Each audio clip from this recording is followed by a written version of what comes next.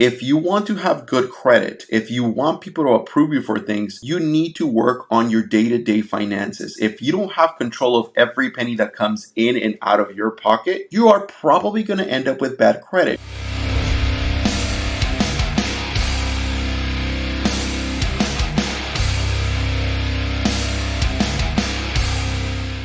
This is Steve Didier. Welcome to the Ronin Mindset Podcast.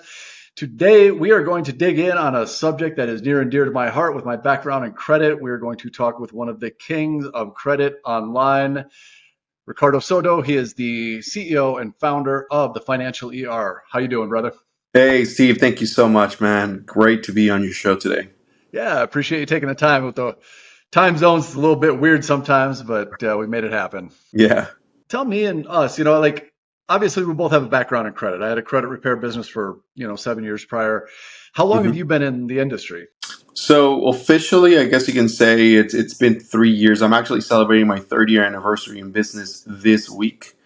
So Oh, I think congratulations. yeah. Thank you so much. I appreciate it. Yeah, but I think overall, it's been about 4 years, 4.5 years since I started my journey. I'm like, okay, how does credit actually work? Let's figure this Right. out. What was the stimulus, or what was the impetus that got you started looking at credit in the first place? It was one of those things where, like, life hands you or deals you certain cards that you have to start, dealing with, or how do you go from there? So in my case, I was in debt $113,000 in charged off credit cards, two repossessions, and I found myself filing for a Chapter 7 bankruptcy. So it was like, okay, how do I get out of this? How do I get better, if you will? You know what I mean? Right. That's Yeah. that's usually when I find out that people have gotten to credit, because that was kind of my entry into the credit arena as well. Because in my previous life before that, I was a real estate agent, and I got Okay. absolutely wiped out in the crash. I was Yeah. just killing it in real estate, and then I wasn't. And then when I was like, all right, well, I guess my credits, because I literally I did the Chapter 7 bankruptcy, but I had charge off cars, multiple car repos, multiple home foreclosures. I mean, you name it, I had everything. So Wow. when I decided to, for a while, I was like, all right, screw it, I probably will never have good credit again. But then after a little while, like, okay, I gotta fix this, So that's Sure. what I kind of started digging into it, and that's exactly what led me down the path of starting in the credit industry as well. Oh, I see. Yep. Very similar backgrounds of something crappy happening in the background, and it's like, okay, how do we get better at it, right? Exactly. Yeah. Exactly. So you've been doing it for about 3 years now. One of the things that, because we had a little bit of overlap, I actually met you online. I can't remember if you reached out to me or if I reached out to you or whatever, but I remember seeing you on TikTok when I started doing a little TikTok. And I mean, a couple things really impressed me about you specifically. One, obviously you've got like what, 400 some thousand followers. It's absolutely massive following on TikTok. Yeah. And it's that guy dot Ricardo, right? Yeah. Okay, Easy if to anybody's remember. looking, that guy, not Yeah. Ricardo. So obviously you mastered the social media game. You're consistent on that, which was I was really really had a lot of respect for that. But then you also don't do a lot of clickbait bullshit. You give us nice, good, solid advice, and you're consistent with it throughout. And the way since we've interacted, since that's one of the reasons I want to have you on the show is because you know, like it or not, the industry is um, got a black eye. A lot of people in the hmm industry don't necessarily operate from an ethical standpoint. And, there are good guys out there, good girls out there doing good things. And you're one of those people that I found that was really honest and upfront. And you were always willing to talk with me, even though I had 1,000 followers and you had 400,000. So, I appreciate that. Thank you so much for the feedback. And yeah, I mean, honestly, the thing about it is, I think everybody wants to earn money one way or another using their knowledge, right? Especially in the credit space. But there are people that just don't know how to get attention the right way. And the quickest and easiest way to get attention is to tell somebody exactly what they want to hear. And for example, if somebody's telling you, oh, you don't owe your collections, for example, right? Well, that is truly false information. but people are willing to hear that out. People are saying, like, how does this work? Because that I want that to be me. I want to not owe my debt.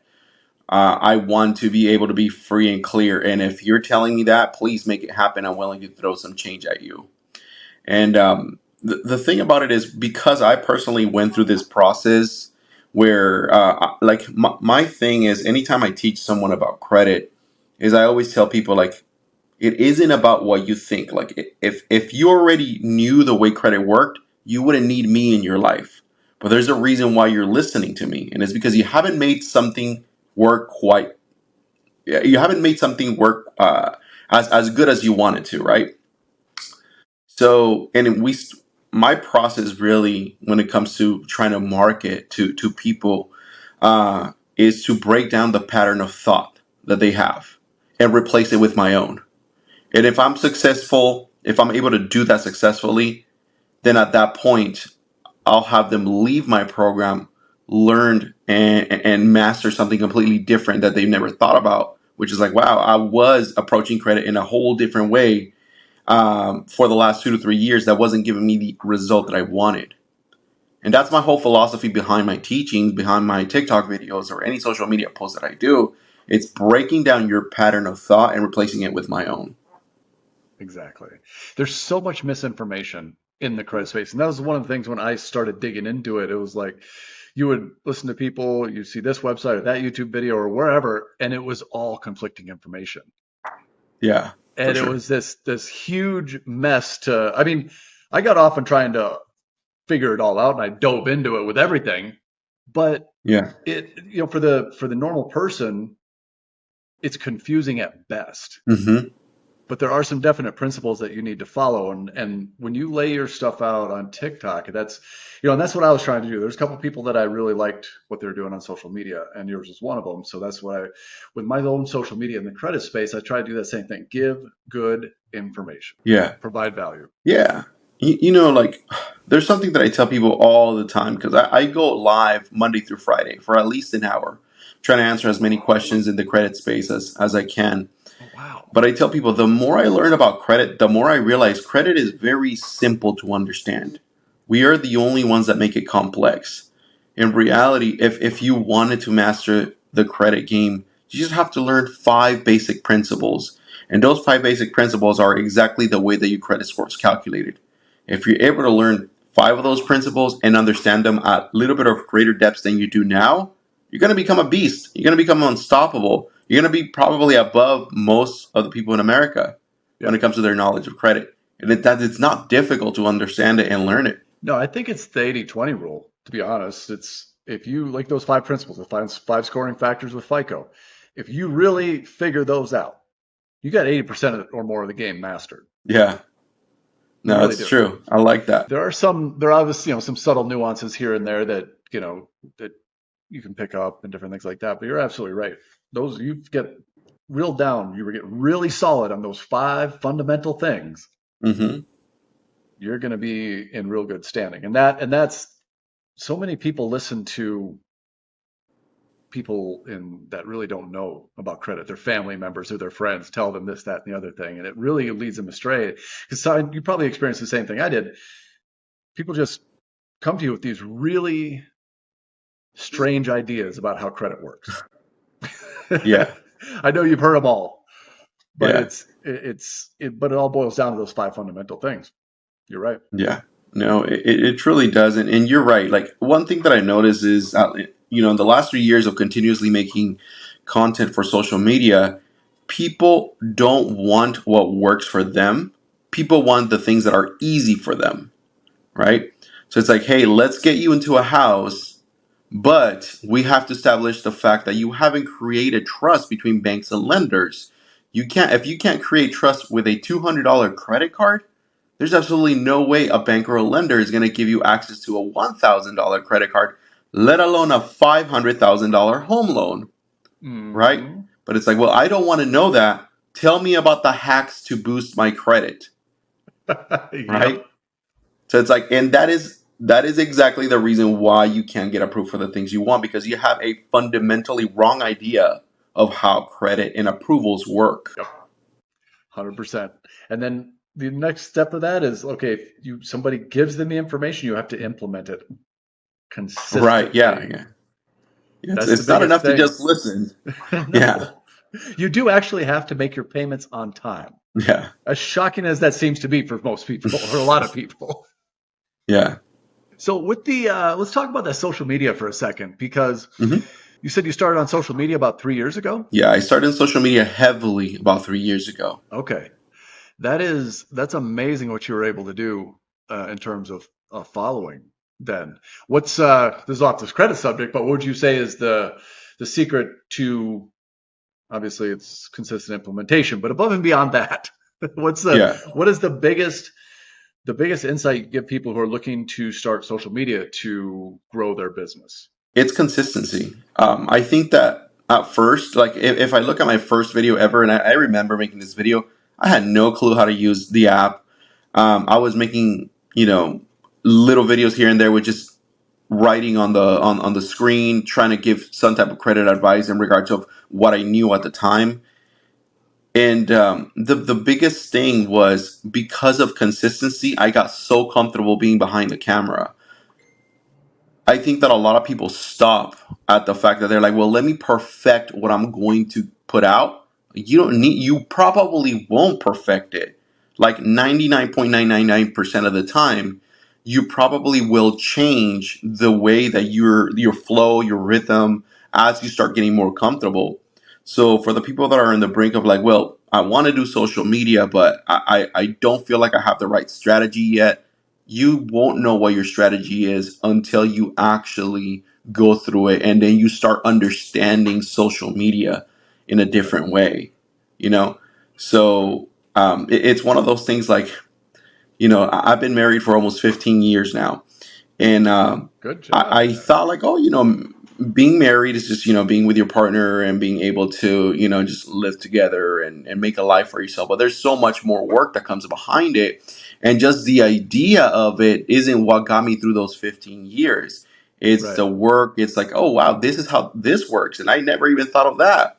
It's similar to social media where you don't realize there's certain things that matter and you will probably never realize them until you actually get your toes wet. 100%. And a lot of people I've noticed also have, you alluded to this a little bit, but they don't necessarily like seeing themselves on video. Yeah, And like you said, they want to get that perfect and they want to make sure what they're saying is absolutely perfect. And it's this get it perfect, which is the enemy of implementation. yeah, Take the action, take your lumps, understand it's not going to be perfect, and you will learn much faster by doing. absolutely. And to add to that, Steve, I don't want to sound like a jerk or anything, but I think that a lot of people don't want to do the things that they do in order to be successful, but they still do them, right? And I've seen a lot of posts going around social media. It's like, hey, this is how you get traction without actually showing your face. And there's a lot of truth to that. However, let's think about what's going on in the market, from a specific marketing perspective, where now you have all these big companies, Toyota, you have like, different brands reaching out to creators because the way that now people are buying is through smaller businesses like you and I, where it's like, hey, I don't trust a big brand or a big company, but I'm willing to trust Steve because Steve has constantly shown things that are valuable to me and I trust Steve. That is exactly what brands are looking for now. And that's why they create these different partnerships. It's been amazing, like getting reached out by GMC, being reached out by Toyota, and saying, "Hey, we will love for you to target our audience with some of your knowledge, and how can you bridge that gap together between credit and purchasing a car with us?" Right? Yep. All these opportunities arise, but it's like I've lost 17 pounds in the last 2 months because of doing this diet. I left sugar behind and carbs. Did I Nice. want to do that? No. So for the people that are saying, well, I don't like to show my face or I don't want to show your face, I totally understand you, but it's one of those things that you have to do if you want to be successful. You can't choose which elements you're going to use in order for you to create your success journey. You have to do them all. Yep. Yep. I think it was Mike Tyson said not too long ago is like discipline is doing the things you don't want to do and doing them like you love them. Yeah, Yeah, that sounds about right, man. But it's true. And that's with everything, whether it's diet, credit, working on your company, whatever it is, you've got to be consistent. You have to be disciplined. You have to put in the work, whether you feel like it or Yeah, not. A lot of people are like, well, I didn't really feel motivated to make videos today. Or I didn't feel motivated to go to the gym. I'm like, and yeah. I'm in the gym 6 days a week. I'm not motivated every single day, but I get there. Right. Yeah. I think the hardest part is just showing up, you know? Um, I think that people have like a fundamentally wrong idea of what success represents. And they look at it from the big angle, from the biggest picture, You zoomed out know? completely. They're like, wow, like that's a lot of hard Hmm. work. But I think like you'll be surprised. If I look back at the 3 years that I've done work, it's just being consistent on the little things. Hey, I'm going to make 3 videos today. I'm going to make 5 videos today, every single day, Monday through Friday. And then once I got access to go live, it's like, hey, I'm going to go live every day for an hour, for an hour, for an hour. The only times that I take off the live is because I either have a lot going on, managing the company, or I have vacation time scheduled or something like that. Right. But looking back, it's like those things, like anyone can do them, but you just choose not to. Yeah, exactly. So let me ask you a question with that. So how many videos do you say you average per day on TikTok? I used to do 5 to 8 per day. 5 to 8 a day. That's why you grew. Yeah, and but the thing is, you get a flow going, and you're like, okay, I know exactly what I'm going to talk about. And one of the things that I heard from Gary V that really helped me out is you're going to say the same thing over and over and over and over again. I just have to catch that one person at the right time in the right place. So the cool thing about having consistency, Steve, is that you begin to realize what messages people want to listen to, and you begin to add your own pattern of thought to those messages, and then they begin to gain traction. Because there's videos that are going to get you the lowest amount of views, and there's videos that are going to do very well, and you're going to start to notice like there's a pattern to everything, Right. you know. So you're like, okay, well, let me add this to my frequently video list, you Right. know. You know, I personally ran into exactly what you're talking about because, well, one, I was just doing a video a day. So that's Hmm. why I have 22,000 followers and you got 400 and some thousand. However, one of the things, and it was, I mean, it's just a mental roadblock, obviously, but I was like, man, I already talked about this every different way I possibly could because there's only so many things in the credit niche in the credit industry that you can talk about in terms of credit repair and credit education. Yeah. And that I don't know why that was a tough thing for me to overcome. It's like, man, I just did a video on this like 2 weeks ago or a month ago, but it doesn't matter. It's keeping consistently, just coming at it a different way, sharing different stories, different examples, and just a different spin on it. And like you said, you don't have to respond. You just have to catch that one person at the right time, Yeah. and that's Yeah. it. That's really the strategy behind it all, honestly. Uh, People ask sometimes when they're about to embark on the social media journey, like, well, do you ever run out of topics to talk about? The answer is really no, because A, if you're consistently learning, you're always going to try to put new information out there. But B, you realize that there's specific information that people are looking for and that are drawn to. So therefore, you're going to just continuously pump the same thing, maybe change a word here and there. But you get so comfortable with that topic, and when you work in that comfortability zone, like you really can tell the energy in the video. You know what I mean? And it does so well. So it's one of those things that if without consistency, you'll never be able to get there. Yeah, 100%, 100%. Now, obviously, you've got to do you focus as much on the other social media channels, or is your main focus TikTok, or what do you do on the other ones to kind of keep that brand going? I actually try to repurpose everything. So when it comes to short form content, like something less than 2 minutes, that's really where I thrive at the moment. And I'll usually record on the TikTok app, and then from there, just have one of our assistants download it and then repurpose it to Pinterest, Instagram, Facebook Reels, and YouTube Shorts. So we're trying to hit different angles, and the great thing is that we've created a following of over, oh my gosh, over 500,000 people between all social medias just following that strategy. You Yeah, know, Again, it's going back to what we were saying earlier. Somebody would be like, "Oh my gosh, like that's a lot of work," but in reality, no. I just had to record one video and then just repurpose it. You know, Right. it, so yeah. I ran into some issues because I started to do that. I started repurposing TikTok videos to Facebook. As when Facebook started Reels, and Hmm. it was booming for me. I don't know what happened, but I was adding 1,000 to 1,500 followers a week regularly, Wow. posting once a day. Then I was running out of time. Life happened, so I'm like, okay, I want to keep the consistency in posting, but I started repurposing TikTok videos, but they still had the watermark. Hmm. And the minute I started doing that, within a week, it died. Even if I'm posting every single day, I add about 50 a month on Facebook now. So Yeah. Facebook just did not like the ones with the watermark. Watermarks. Yeah. So I hear you. You know, that I mean, was, here's the great thing about exposing issues and problems that we run into. There's always going to be a company or someone who's willing to solve that problem. And I know exactly what you're saying, and that's what we search. And yeah, there's apps out there nowadays that are going to help you just completely remove that watermark for you to mhm. be able to post wherever you want to. Yep, So it'll take the watermark right off. It'll change the metadata so you don't get punished for duplicate content. yeah. YouTube Shorts are tough on that as well. They want some original content. So you gotta tweak it, take the steps. But that was just a lesson I had to learn the hard way. Mm-hmm. But that's all No, right. I hear you. Okay, so let's touch back on credit. One of the biggest things that I loved about being in the credit industry was when I got the opportunity to work with young people Mm-hmm. and help them get off on the right foot credit wise right from the beginning when you have a blank slate. You not have to do repair, you don't have made all the mistakes, and give them that education so that they're set. Obviously anything can happen, but I've seen like so many people that I talk to now, they're 18, 19, just starting out their credit journey, and it's amazing what a little bit of guidance does for these kids.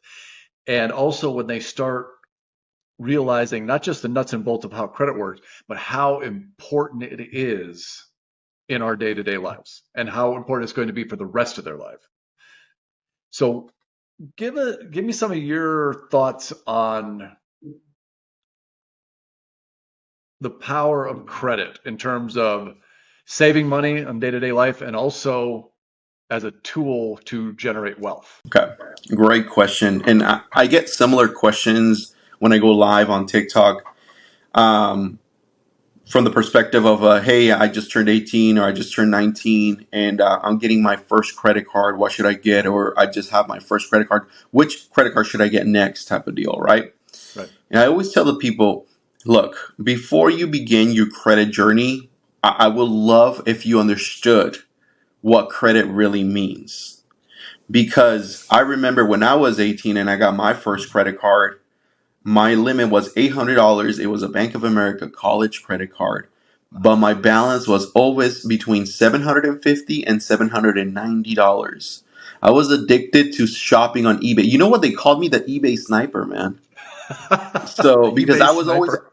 putting bids at the last minute, at the last few seconds before an auction ended, and I was trying to win that item. Right? I remember I was heavily invested into rock music, so I would buy guitar pedals and stuff like that at the time.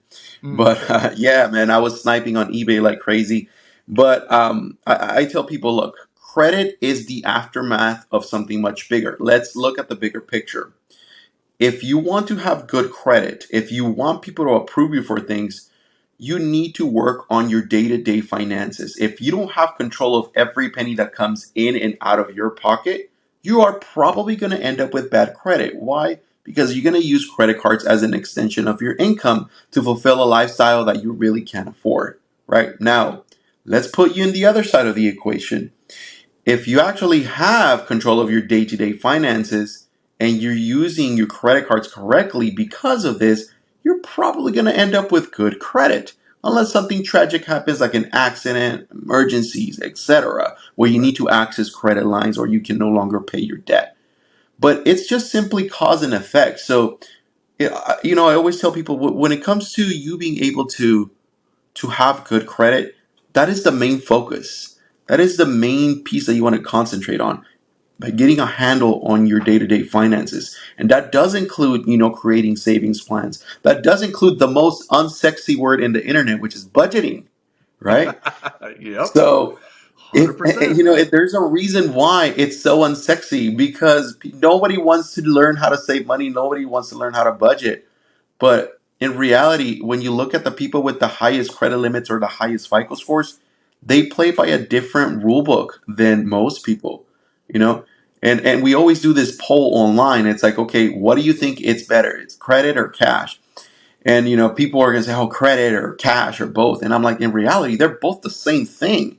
It's just the angle in which you approach it. The only difference is if you're using cash or a debit card, you are able to automatically remove that balance from your overall, checking account, if you will. But if you're using credit, you have the ability to carry that balance for large periods of time, which is what's going to get you into debt if you don't know how to handle those day-to-day finances. Yep. So, Oh, that's critical. yeah, Critical. Basic financial literacy, like you said, budgeting and controlling your expenditures, having some sort of discipline financially is so important. right, Because I did the same thing when I got my first college credit card. It was a $200 card, but I hadn't really been exposed to anything credit wise before that. So for me, it was like free money, like you said, it was an extension of my income. I'm like, oh, I got this money to spend. I'm like, now yeah. I'm looking back like, oh, Jesus.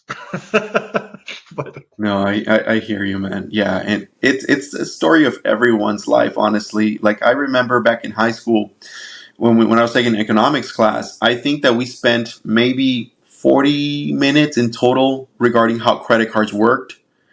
But there was never no type of emotional, emotional lesson on, like, there's things that you're gonna want in life, but don't use your credit cards if you can't afford it, right? There's no real education behind every single class that we take out there to really help us master the things that are gonna matter, how to make money or how to manage your money, etc. right. But they still drive us that the whole culture, the whole society is a very consumer driven Yeah, society. They want you yeah, spending everything, whether it's cash, credit, yeah, they want you spending. And too many people fall into that trap because that's what's pushed, but they don't yeah. have that education. They don't have that structure and the financial discipline or even the know how to be like, okay, well, this is how it works and why. Yeah. Steve, earlier you also asked how do you use credit to build wealth, or something around that parameter, and I think I left that out. Um, the way that I look at it is or the way that I've heard people look at it is there's something called good debt and there's something called bad debt, right? Examples of each. Well, bad debt would be something like if you use your credit card to go buy the latest sneakers of $200 and you really don't have the cash to repay that at the moment, right?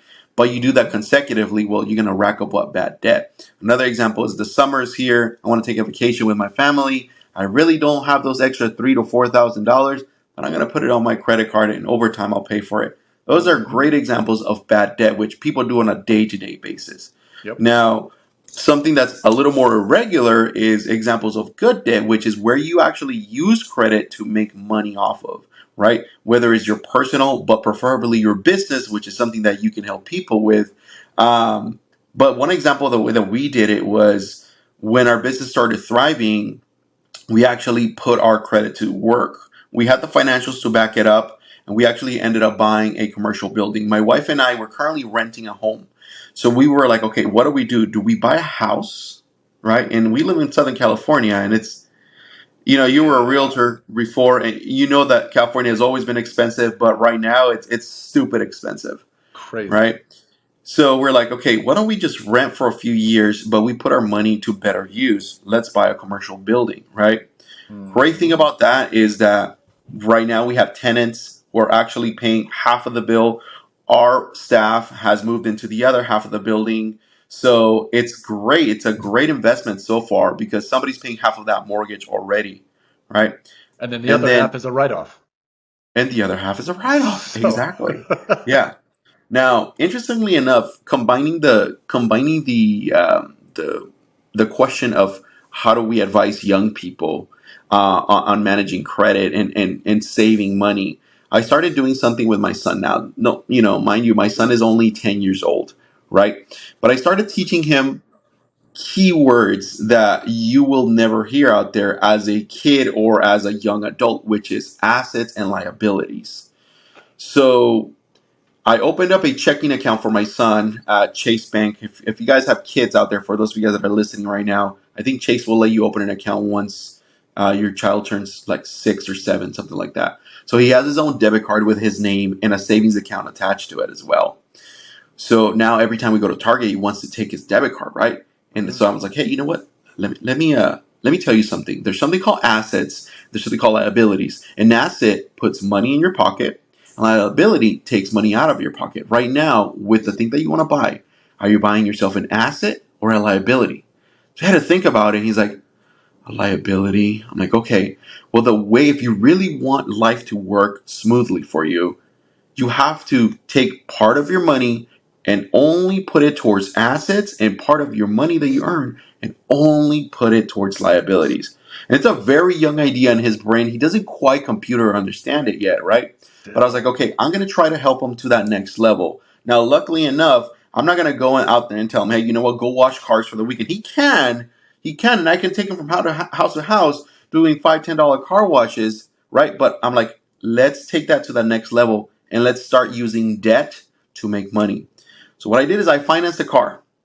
All right, I financed a 2022 Kia Telluride, beautiful TVs in the back that we put, sunroof, you name it. It's Right. all amazing. I put it up for rent on Turo.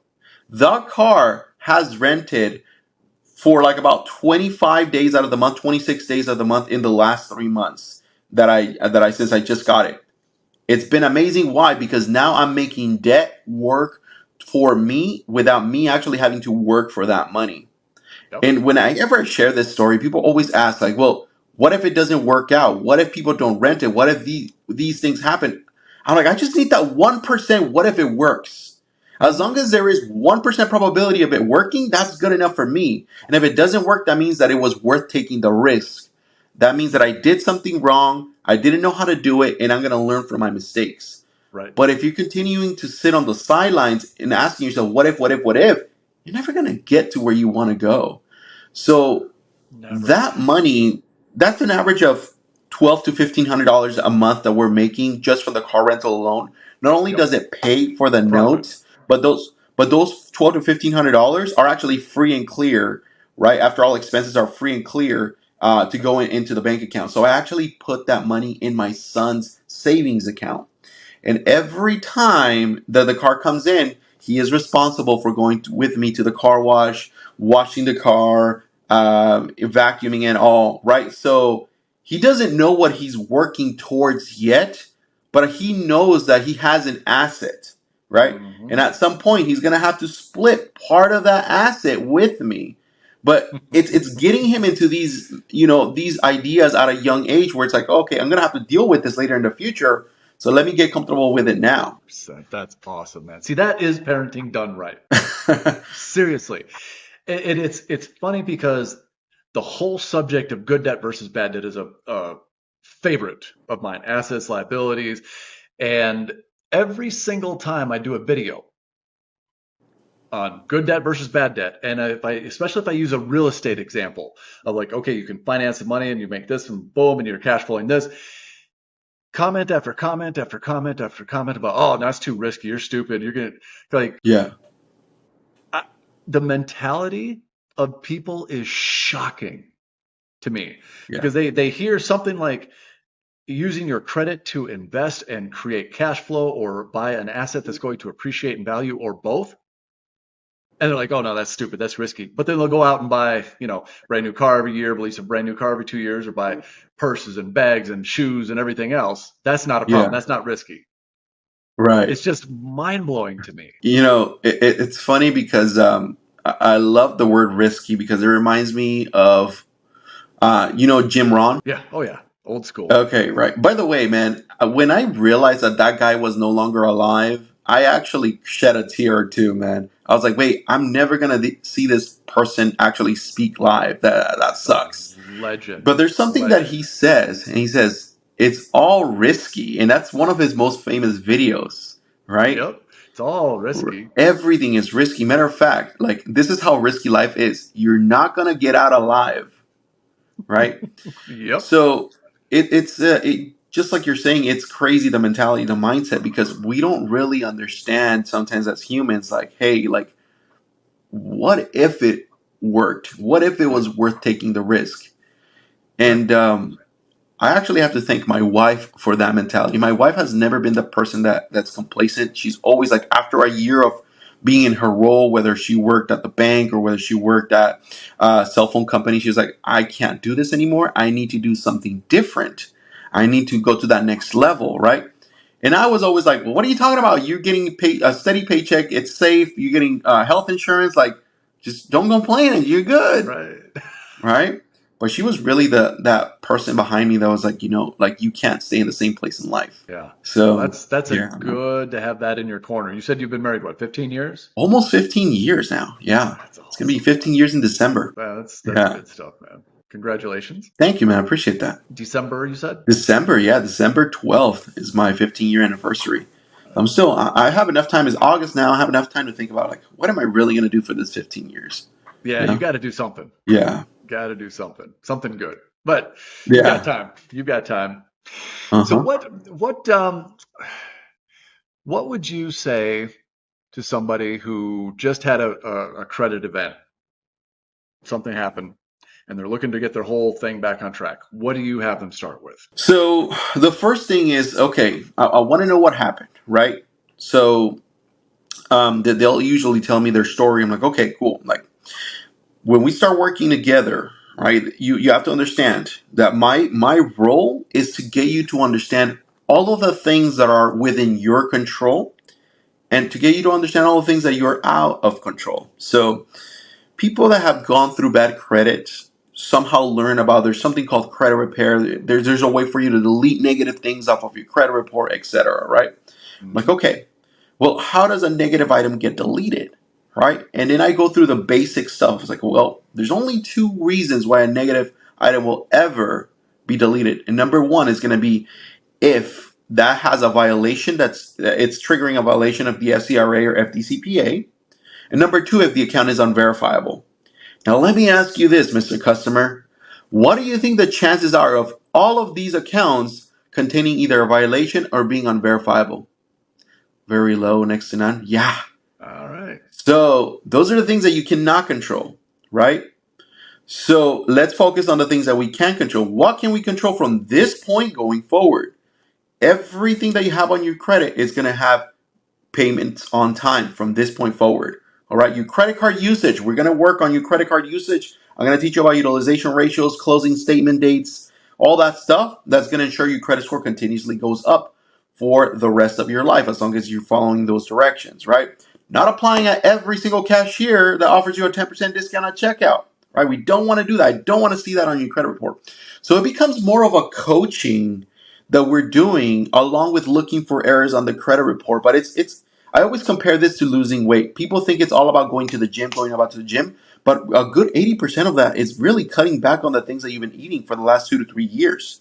And the same thing applies here. In order for you to successfully get back on track, improve your credit, start getting those credit approvals again, is all about doing or building your credit, I should say. It's all about doing the right or displaying the right financial behaviors the banks and lenders want to see. Because I always people give I always give people this analogy.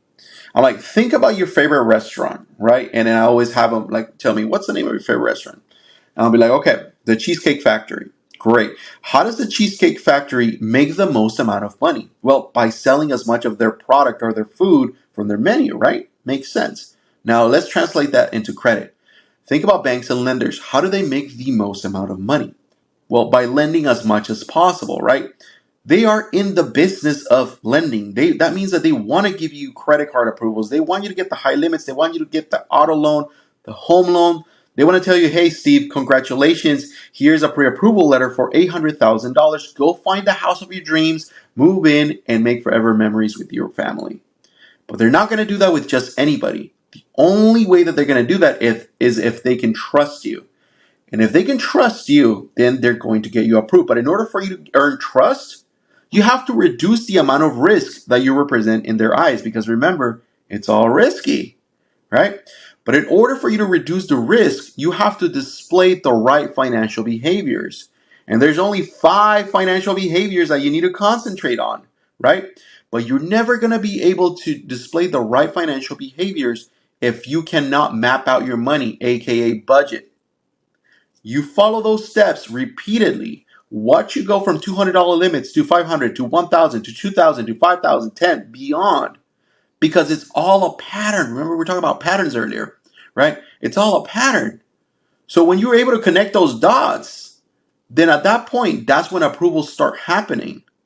And I always tell people about my credit report. I'm like, remember I told you guys I ended up with $113,000 in charged off debt due to my dad's brain tumor. I got fired from the bank, and I was putting all of our expenses in my credit. I couldn't afford to pay my car or my wife's car, so we got our 2 cars repossessed.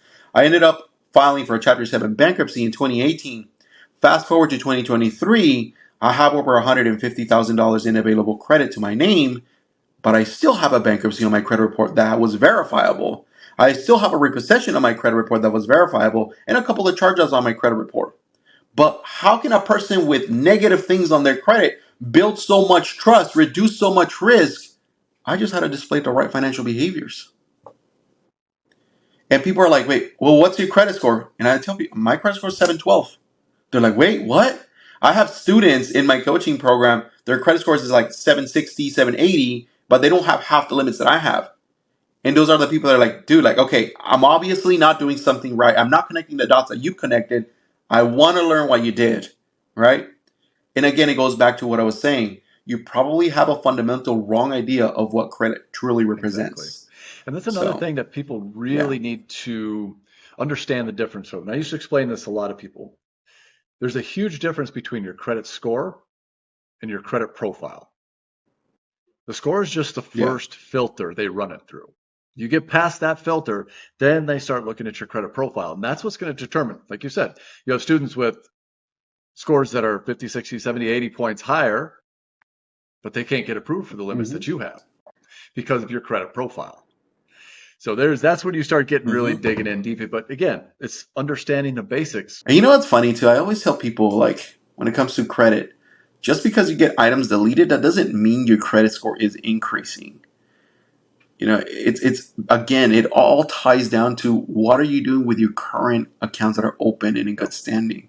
That's what it boils it down really to. does. I mean, obviously it Yeah. can, but that's a conversation I had to have with credit clients all the time. It's like, oh yeah, I paid you to get my score up. No, no, no, no, no, no. We talked about this when you signed up. You're paying me to Yeah. try my very best to remove negative items and to give you the knowledge so that you can build your score. But Right. ultimately, it's up to you. I can show you the path. You've got to walk it. And some people Yeah. just don't want to. They want to just hand it to them. And, that's everything in life, though. The fundamental wrong idea of Yep. how credit works. That's one. I don't know that. I don't know why that bothered me. I was doing it long enough. It shouldn't have. But when I would get these people saying, "Oh, well, you scam me," I'm like, I got all this stuff removed. You haven't kept your payments up. You're currently late on stuff. How Yeah. do I have to go to your house, log in your computer, make your car payment for you? I mean, but it's me scamming them. Oh, that bothered me because I did everything I could to be as helpful as possible, give it as much information as possible, and I did my business in the most ethical possible way. And then to have somebody turn around and say, "Oh, you scammed me," I was just Yeah. like, I know what you mean, man. I remember one of the first times that I felt like, wow, like, am I doing something wrong here? Was there was a girl that we helped. I think she had like a total of 8 collections. She got 6 collections removed from her credit file. And then she was with us for about 4 months. And then she turns around, calls her bank saying, oh, this wasn't me. Right. So we got all these chargebacks. Right. Um, and it was like we had to show the bank, hey, look, this was all the work that we did for this person. This was all the results that we did for this person. So this person paid for this service for "Yep, 4 months. Right. And she went to go ahead and leave us a bad review. And it was one of those things that I was like, whoa, like, am I doing something wrong here? Because it was the first time that I ever got any type of behavior like that Yeah. from a client, where it's like I went above and beyond to understand your situation and help you through your situation regarding how to best maneuver your credit based on your income, based on your Mm-hmm. finances, right? I told you all the right moves to make. But what did I do wrong for you to go and do this?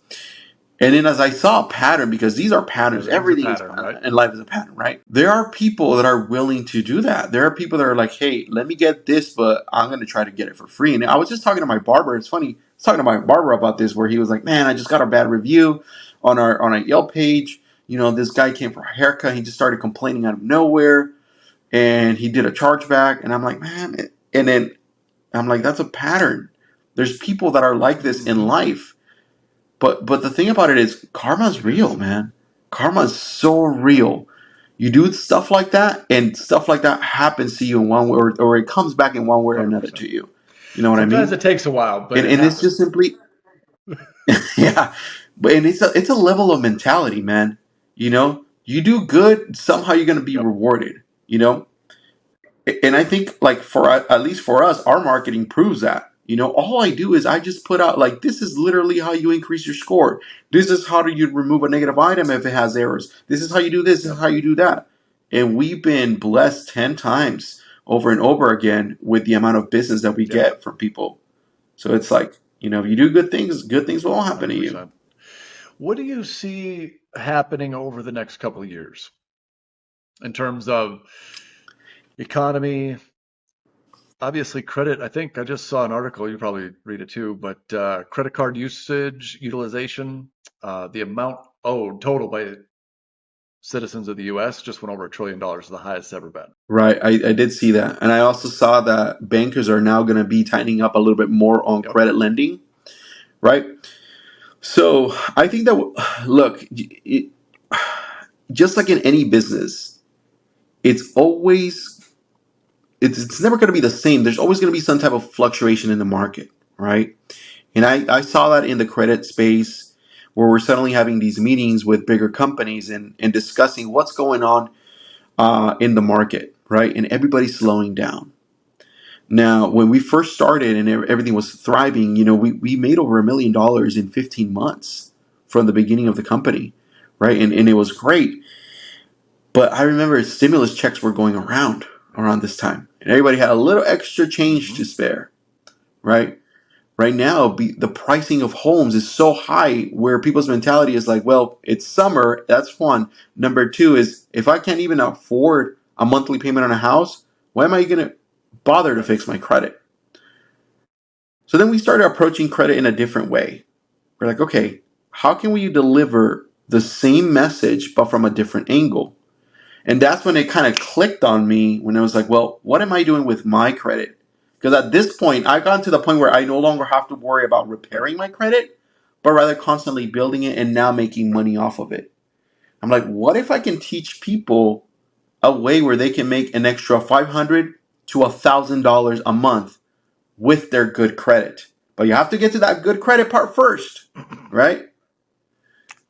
So then that's where the hook started coming in. It was like, okay, let's change the angle because now people don't want Right. to get into debt. Now people can't afford Yep. houses at this point, right?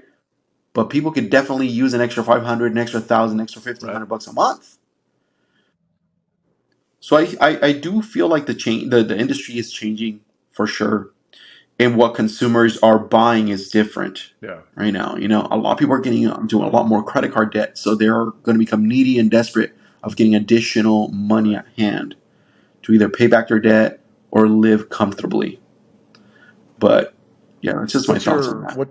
Do you have a program that you've set up for that, or is that something you're working on? So I'm actually currently working on a program. I haven't released it yet, but it's called Rise: A Credit Okay. Building Journey. And the whole vision and mission of that is I documented exactly everything that I did to go from where I was at to where I'm at today. So when I release this coaching program, it's a program that's going to be on Okay. Teachable, right? So when I release the course part, it's going to show people exactly what's on my credit report, so they can tell you. No one has the ability to say, "Well, Ricardo's BSing me," because you're going to be able to see my bankruptcy. You're going to be able to see my charged off debt. You're going to be able to see those repos, and at the same time, you're going to be able to see my credit lines, how old they are, which ones I got, which ones are closed, etc. Right? I want people to have the ability to go in and know, okay, if this guy did it, there's nothing Right. special about me, right? If this guy did it, I can Right. do it too. And it's just about learning how the system works. So it's documented the entire thing, and at the same time, my business partner Danny, he's actually we call him Mr. Krabs, right? He's the penny pincher in the association, but in reality, he's done such a great job managing and forecasting how the business expenses and the finances that he put together an entire curriculum of money management, of how you budget, the different type of budgeting programs that are out there, and which one would work for you based on your income and your Oh, lifestyle. So it's something where it's exactly what the consumer needs if they want to thrive economically okay. speaking, where it's the finance, the money management part, right? And then also the credit part, right? So, and they Oh, go hand in perfect. hand.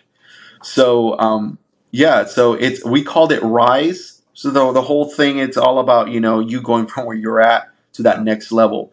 Rise, a credit building journey. We are hoping to release it in the next Oh, 60 nice. days.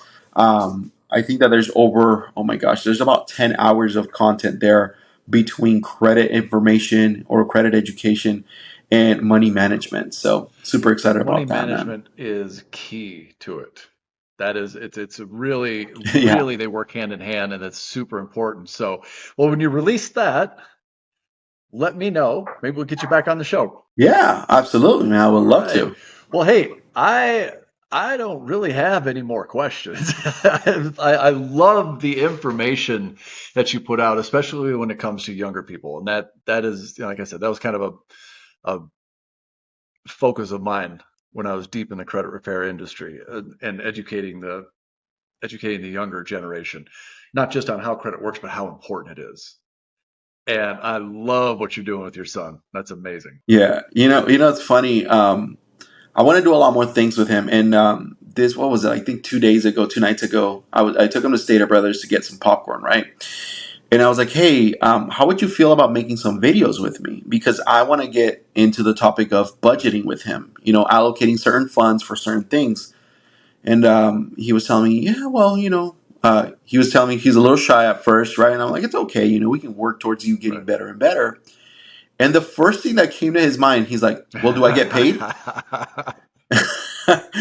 And man, I just started, laughing. I was like, "Oh my gosh, that's so funny! That's your first thought. Well, do I get paid?" It was like, "Well, technically, you do. Technically, that's a tax write-off. So I'm sure that we can, do something there where I can put you in Technically, that's payroll a good there." question to ask. Yeah, yeah. But he's so quick and assertive to ask these questions, and I love that. That's But awesome.